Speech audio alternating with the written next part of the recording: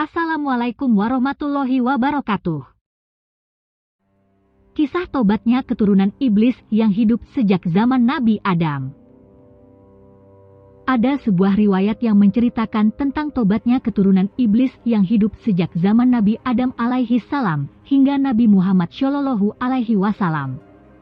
Ia juga kerap mencela cara dakwah para nabi terdahulu.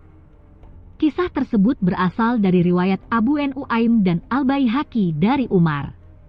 Umar mengatakan, ketika kami sedang duduk bersama Rasulullah Shallallahu Alaihi Wasallam di suatu tempat di Gunung Tihamah, tiba-tiba muncul salah seorang lelaki tua sambil memegang tongkat. Dia kemudian mengucapkan salam kepada Rasulullah Shallallahu Alaihi Wasallam. Rasulullah Shallallahu Alaihi Wasallam bertanya, "Siapa engkau?"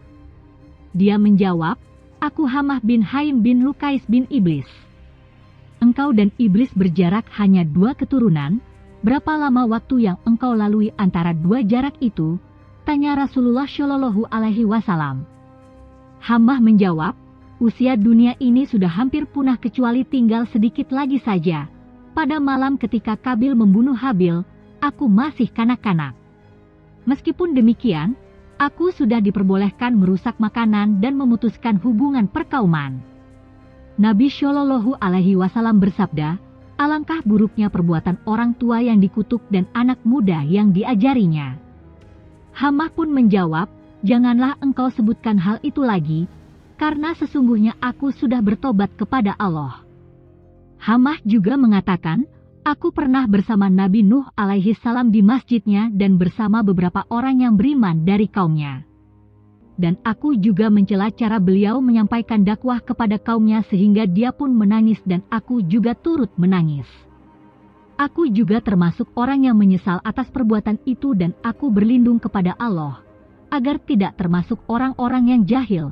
Lanjutnya, ia juga mengatakan kepada Nabi Nuh alaihi salam, "Wahai Nuh, aku termasuk orang yang bersahabat dengan pembunuhan yang dilakukan Kabil, yang menumpahkan darah orang yang berbahagia dan mati syahid dari anak Adam. Apakah menurutmu tobatku masih dapat diterima?" Nabi Nuh alaihi salam menjawab, "Wahai Hamah, berhasratlah terhadap kebaikan dan lakukanlah ia sebelum muncul penyesalan dan kerugian. Sesungguhnya aku telah membaca apa yang diturunkan Allah kepadaku dan tidak ada seorang hamba pun yang bertobat kepada Allah, melainkan Allah akan menerima tobatnya. Oleh karena itu, ambillah air wudhu dan bersujudlah 2 kali, salat." Iblis tersebut terus melaksanakan apa yang telah diperintahkan kepadanya. Ketika ia bersujud, Nabi Nuh alaihi salam menyeru padanya, "Angkatlah kepalamu, karena sesungguhnya tobat bagimu sudah turun dari langit." Namun, ia tidak menghiraukannya dan senantiasa bersujud kepada Allah. Ia juga menceritakan pernah bersama Nabi Hud alaihi salam dan bersama mereka yang beriman kepadanya. Seperti yang ia lakukan kepada Nabi Nuh alaihi salam, ia juga mencela cara dakwah Nabi Hud alaihi salam kepada kaumnya sehingga dia pun menangis dan iblis pun ikut menangis. Ia mengatakan sering bertemu Nabi Yakub alaihi salam dan Nabi Yusuf alaihi salam di tempat orang-orang awam yang buta huruf. Selain itu, ia bertemu Nabi Ilyas alaihi salam di lembah. Ia bertemu Nabi Musa alaihi salam dan beliau turut mengajarkan Taurat kepadanya. Nabi Musa alaihi salam berkata, "Jika engkau sempat bertemu Nabi Isa alaihi salam putra Maryam, sampaikan salamku kepadanya." Kemudian, ketika ia bertemu Nabi Isa alaihi salam, ia pun menyampaikan salam Nabi Musa alaihi salam.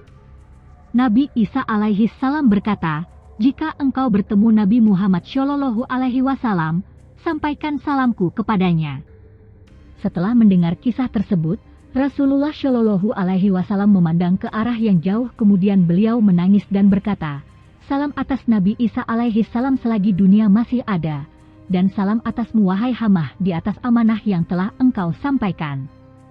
Hamah pun mengatakan, "Wahai Rasulullah, lakukanlah sebagaimana yang pernah dilakukan oleh Nabi Musa alaihi salam kepadaku, yakni beliau mengajarkan aku kitab Taurat." Kemudian, Rasulullah Shallallahu alaihi wasallam pun membacakannya surah Al-Waqiah, Al-Mursalat, An-Naba, At-Takwir dan Mu'awwidzatain, An-Naas dan Al-Falah, serta surah Al-Ikhlas. Setelah itu, Rasulullah Shallallahu Alaihi Wasallam menanyakan kepada Hammah apa yang ia butuhkan. Namun, beliau menghentikan ceritanya sebelum Hammah menyampaikan keperluan-keperluannya, sehingga Umar tidak tahu apakah iblis yang bertobat itu masih hidup atau sudah meninggal dunia. Semoga cerita yang singkat bisa menambah keimanan kita kepada Allah, dan semoga kita termasuk orang-orang yang bertakwa. Wassalamualaikum warahmatullahi wabarakatuh.